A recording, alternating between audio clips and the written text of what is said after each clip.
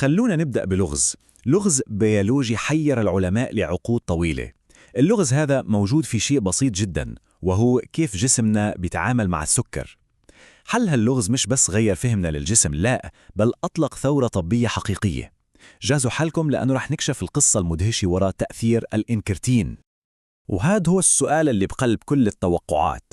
الموضوع عكس المنطق تماما، صح؟ يعني بنتوقع أنه لما نحقن السكر مباشرة في الدم الجسم رح يعطي أكبر رد فعل من الإنسولين، بس اللي بصير هو العكس تماما. وهذا التناقض الغريب هو مفتاح رحلتنا اليوم. والجواب طلع في شيء اسمه تأثير الإنكرتين. الموضوع ببساطة هو إنه لما ناكل أمعائنا بتبعت رسائل هرمونية خاصة اسمها الإنكرتينات. هاي الهرمونات بتروح على البنكرياس وبتحكي له استعد، السكر جاي بالطريق. وهذا الشيء بيخليه يفرز أنسولين بشكل أقوى بكتير من لو السكر دخل الدم مباشرة. يعني آلية استباقية ذكية جدا من الجسم. طيب، مين هم الأبطال في قصتنا هاي؟ مين هم الرسل اللي بيعملوا كل هالسحر؟ خلونا نتعرف عليهم. GLP-1 و GIP.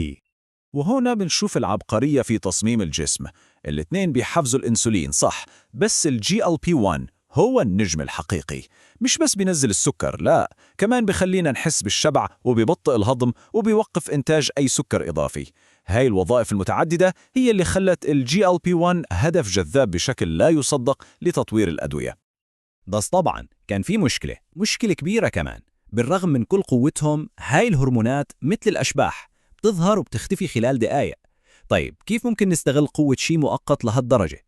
هاد كان هو التحدي اللي قيمته مليارات الدولارات. زي ما بنشوف، بمجرد ما أبطالنا يخلصوا شغلهم بيجي الشرير في القصة، إنزيم اسمه DPP4. هذا الإنزيم هو الحارس، ومهمته إنه يقضي على الإنكريتينات بسرعة البرق. هاي السرعة هي اللي كانت بتصعب استخدامهم كعلاج، إلا إذا لقينا طريقة نتغلب فيها على هالحارس. طيب، كيف نحل هالمشكلة؟ الحل كان ذكي جدا، خلينا نقول تهكير للنظام. العلماء طوروا أدوية بتقلد شغل هاي الهرمونات، بس مصممة عشان تقاوم التكسير السريع، وبالتالي بتضل بالجسم لفترة أطول بكثير. ومن هون القصة بتصير أغرب وأروع. الحل ما إجا من مختبر كيميائي متطور بالبداية، لا، إجا من مكان ما حدا توقعه أبدا، من لعاب سحلية سامة عايشة بالصحراء. وهنا العبقرية كلها. لعاب هاي السحلية طلع فيه نسخة من GLP-1، بس نسخة مطورة، نسخة عندها درع طبيعي ضد إنزيم DPP4. يعني الطبيعة كانت مصمم الحل لمشكلتنا من زمان. هاد كان المفتاح اللي بضل بالجسم لساعات بدل دقائق، واللي فتح الباب لعصر جديد تماما من العلاجات. هاد الاكتشاف ما فتح الباب وبس، لا، هو حرفيا كسر الباب. وهون بلش سباق علمي محموم بين شركات الأدوية. الهدف كان واضح: مين بيقدر يصنع نسخة أفضل، مفعولة أطول وأسهل للاستخدام من هالدواء المعجزة. شوفوا هالتطور السريع. هاد مش مجرد جدول زمني، هي قصة تحسين حياة الناس. تخيلوا بس الفرق من حقنتين كل يوم لحقنة واحدة باليوم، وبعدين حقنة واحدة بس بالأسبوع. كل خطوة كانت نقلة نوعية، وبعدين إجت القفز الأكبر، تيرزيباتايد، اللي صار يدق على بابين بنفس الوقت، مش بس باب واحد.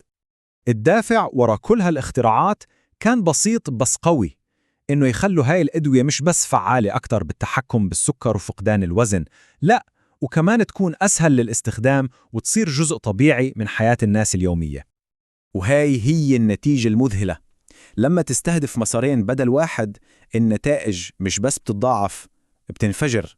زي ما بنشوف، الأدوية مزدوجة المفعول تفوقت بشكل واضح، كأنه 1+1 صار يساوي 3 بعالم البيولوجيا.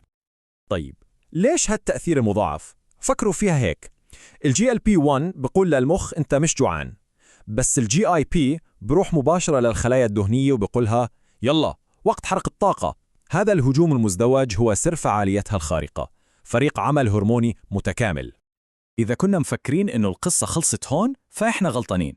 اللي شفناه لحد الآن هو يا دوب البداية. سباق الابتكار هلأ دخل مرحلة جديدة ومثيرة أكتر. المستقبل شكله زي أفلام الخيال العلمي. تخيلوا حبوب يومية بدل الحقن، تخيلوا أدوية بتستهدف مش بس مسارين، لا، 3 مسارات مختلفة بنفس الوقت عشان تعطي أقصى تأثير. العلماء مش بس بيحسنوا الموجود، هم فعلياً بيكتبوا قواعد اللعبة من جديد.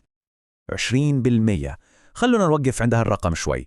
احنا بنتكلم عن مستويات من فقدان الوزن كانت تعتبر مستحيلة بدون جراحة. هذا الرقم لحاله بفرجينا إنه إحنا على أبواب ثورة حقيقية بعلاج السمنة. وهون القصة بتاخد منعطف جديد ومدهش. اللي بلش كقصة عن الأمعاء والسكر طلع إنه له علاقة بكل شيء تقريبا في الجسم، من المخ للقلب. الاحتمالات لسه ببدايتها. وعاد هو السؤال اللي رح يشغل بال العلماء للعقد الجاي. هل ممكن يكون مفتاح علاج أمراض زي الزهايمر وباركنسون كان مخبى طول الوقت في أمعائنا؟ بدأنا رحلتنا بلغز بسيط عن السكر، وبننهيها باحتمالية إنه نعيد تعريف الطب الحديث كله. قصة الإنكريتين مش بس قصة دواء، هي قصة كيف أصغر الاكتشافات ممكن تغير عالمنا.